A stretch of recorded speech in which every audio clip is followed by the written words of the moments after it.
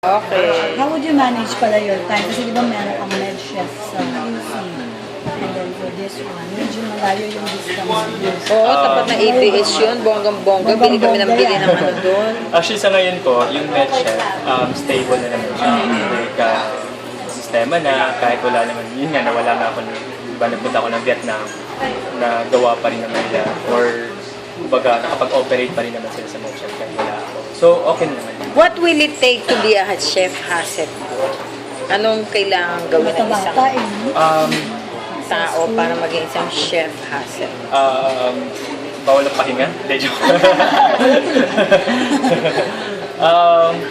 Opo kasi ako yung tipo ng tao na hindi ako mapakali pag walang ginagawa. You're how old now?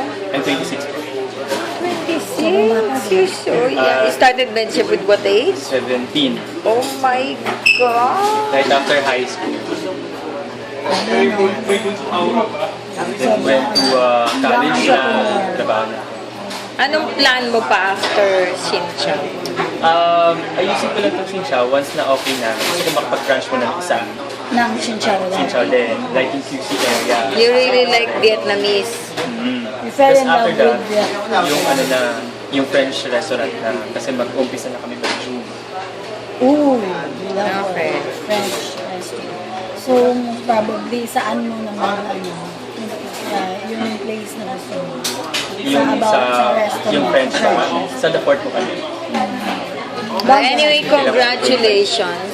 And we hope you make it. Thank you. We'll get to see you again next time. Thank you.